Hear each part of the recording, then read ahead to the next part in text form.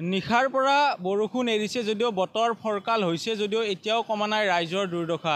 এয়া হৈছে গুৱাহাটী মহানগৰীৰ ২৭ নম্বৰ ৰাষ্ট্ৰীয় ঘাইপথৰ দাঁতিত থকা কামৰূপ মহানগৰ জিলা পৰিবহণ বিভাগৰ কাৰ্যালয়ৰ সন্মুখভাগ। আৰু সন্মুখভাগে নহয়, ভিতৰ ভাগতো কৃত্ৰিম বানপানীৰ কবলত পৰা দেখিবলৈ পোৱা গৈছে। প্ৰথমতে সতীৰ্থই দৃশ্য দেখুৱাইছে, এয়া হৈছে কামৰূপ মহানগৰ জিলাৰ চৌহদৰ চৌপাশ আৰু চৌহদৰ সমান্তৰালভাৱে ৰাজপথতো যিটো ছাৰ্ভিচ লেন আছে, ছাৰ্ভিচ লেনৰ দৃশ্য দেখুৱাইছে। এখন বাহন আহি আছে, কিদৰে পানী ফালি ফালি আহিব লগা হৈছে। পালচাৰ বাহন পুৰা আধাতকৈ ওপৰলৈকে পানী বৈ গৈছে বা ওপৰলৈকে বাগৰিছে। আৰু সমান্তৰালভাৱে জিলা পৰিবহণ বিভাগৰ কাৰ্যালয় দেখুৱাইছোঁ যে গুৱাহাটী মহানগৰীৰ যি বেতকুচিস্থিত কামৰূপ মহানগৰ জিলা পৰিবহণ বিভাগৰ কাৰ্যালয় দৃশ্য আৰু সমীপৰে যিটো ছাৰ্ভিচ লেন আছে, বাহন এখন জুম কৰি অতীতক দেখুৱাবলৈ মই অনুৰোধ কৰিছোঁ যে এখন বলেৰো বাহন আহি আছে, যিখন বাহনে এতিয়া পানী এনেদৰে বনেট পৰ্যন্ত পানীত আহিব বা উঠিব দেখিবলৈ পোৱা গৈছে। দুদিন ধৰি মুষলধাৰ বৰষুণ আছিলে, কিন্তু বৰষুণ এৰিছে। বৰষুণ এৰাৰ পিছতো এনেদৰে কৃত্ৰিম বানৰ কবলত পৰা দেখিবলৈ পোৱা গৈছে।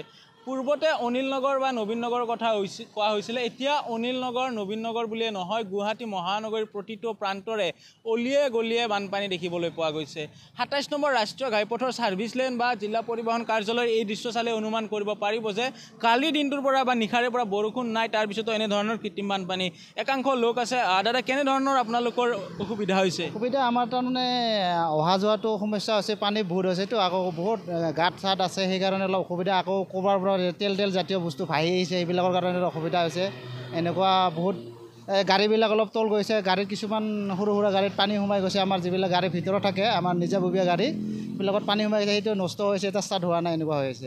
ডিপাৰ্টমেণ্টৰ হয়? ডিপাৰ্টমেণ্টৰ নহয়, আমি এতিয়া আছাম হোমগাৰ্ডৰ পৰা আছিলোঁ, ইয়াত এনভাইৰনমেণ্টৰ লগত আছোঁ। এতিয়া আমাৰ ভিতৰত সোমোৱাই অসুবিধা আৰু পানী বহুত হৈছে। এতিয়া অকণমান কমিছে আৰু সেয়াই আৰু তাৰমানে। কালি কিমান পানী হৈছিলে? কালি মোটামুটি আঁঠুৰ ওপৰত হৈছে আৰু আঁঠুৰ ওপৰত হৈছে মোটামুটি। এতিয়া অকণ কমিছে আৰু বৰ্তমান আজি। জিলা পৰিবহণ বিভাগত কৰ্মৰত তেখেতে প্ৰাইভেট ছেক্টৰত কাম কৰে, কিন্তু তেখেতে এই ভিতৰ ভাগতে বাহন চলায় আৰু বাহনসমূহতো পানীত বুৰ যোৱাৰ কথা তেখেতে উল্লেখ কৰিছে।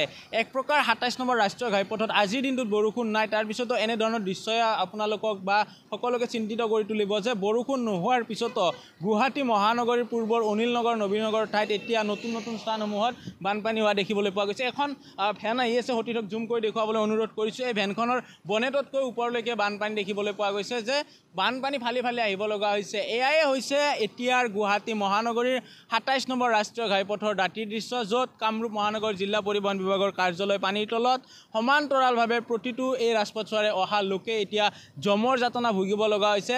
নিশাৰ পৰা বৰষুণ নাই, তাৰপিছতো কিন্তু এয়ে হৈছে বানপানীৰ সোঁত। এক প্ৰকাৰ কালি নিশাৰ ভাগত মুখ্যমন্ত্ৰীগৰাকীয়ে সংবাদমেল সম্বোধন কৰিছিলে আৰু তেখেতে উল্লেখ কৰিছিলে যে বহুকেইটা তেখেতে গুৰুত্বপূৰ্ণ বিষয় কৈছিলে, যে বিদ্যুৎ সংযোগ বিচ্ছিন্ন কৰি দিয়া হৈছে। বিদ্যুৎ সংযোগ বিচ্ছিন্ন কৰাৰ বাবে বহু লোকে এতিয়াও ঘৰৰ প্ৰয়োজনীয় পানীখিনি উঠাব পৰা নাই, যাৰ বাবে গা ধুব পৰা নাই বা অত্যাৱশ্যকীয় সামগ্ৰী যি শৌচ পেচাবৰ বাবে প্ৰয়োজনীয় পানীখিনিও যোগাৰ কৰিব পৰা নাই বিদ্যুৎ বিচ্ছিন্ন হৈ থকাৰ বাবে। ঠিক একেদৰে আৰু শনিবাৰৰ দিনটোত বিদ্যালয়সমূহ বন্ধ ৰখাৰ নিৰ্দেশনা দিছিলে, আৰু এইটো এটা চৰকাৰী কাৰ্যালয়, যিহেতু আজি 4th ছেটাৰডে পৰিছে বা সেইবাবে এইটো বন্ধ ৰাখিছে, কিন্তু অন্যথা এই স্থানলৈকে আজি কোনো কাৰণতে লোক আহিব নোৱাৰে। সতীৰ্থক এটা জুম কৰি দৃশ্য দেখুৱাবলৈ মই অনুৰোধ কৰিছোঁ যিমান দূৰ সম্ভৱ, যে যিখন ইণ্টাৰচেপ্টাৰ বাহন থাকে, এই বাহনখনেৰে ৰাইজক জৰিমনা বিহে বা কৰ্তব্য সম্পাদিত কৰাৰ বাবে আৰক্ষী প্ৰশাসনে বা MVI এনফৰ্চমেণ্টসকলে আহ-যাহ কৰে, সেইসমূহ বাহন এতিয়া ইয়াতে পানীৰ তলত থকা দেখিবলৈ পোৱা গৈছে।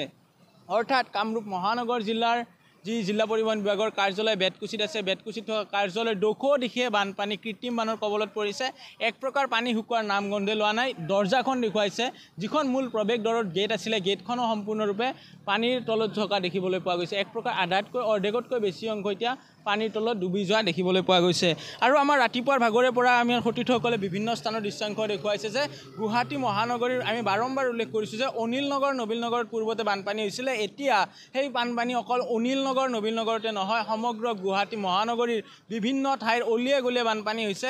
ঠিক একেদৰে ২৭ নম্বৰ ৰাষ্ট্ৰীয় ঘাইপথো এতিয়া কৃত্ৰিম বানপানীৰ কবলত। যিটো ছাৰ্ভিচ লেন আছে খানাপাৰাৰ পৰা জালুকবাৰী অভিমুখী, ছাৰ্ভিচ লেনটো সম্পূৰ্ণৰূপে কৃত্ৰিম বানপানীৰ কবলত। কোনো কাৰণতে যদি আপোনালোকে ছাৰ্ভিচ লেনেৰে আহিম বুলি ভাবিছে, ছাৰ্ভিচ লেন নল'ব। দ্বিতীয় কথা, যে যিটো কামৰূপ মহানগৰ জিলাৰ জিলা পৰিবহণ বিভাগৰ কাৰ্যালয় আছে, সেই কাৰ্যালয় সম্পূৰ্ণৰূপে কৃত্ৰিম বানৰ কবলত পৰিছে। ভিতৰত থকা বাহনসমূহত পানীৰ তলত থকা বুলি উল্লেখ কৰিছে যিসকল প্ৰত্যক্ষদৰ্শী আছিলে বা ইয়াতে কাম কৰা লোক আছিলে এক প্ৰকাৰ আজিৰ দিনটোতো কিন্তু গুৱাহাটী মহানগৰবাসীয়ে হওক বা ২৭ নম্বৰ ৰাষ্ট্ৰীয় ঘাইপথেৰে আহা কৰা লোকে কিন্তু কিছু যমযাতনা ভুগিব লাগিব এয়াই হৈছে আজিৰ দিনটোৰ জিয়া ছবি আপুনি বিচৰা বাতৰি পাব কেৱল নিউজ 18 এপত নিউজ 18 এপ ডাউনলোড কৰিবলৈ স্ক্যান কৰক এই QR কোড গুগল প্লে ষ্টৰতো পাব এই নিউজ 18 এপ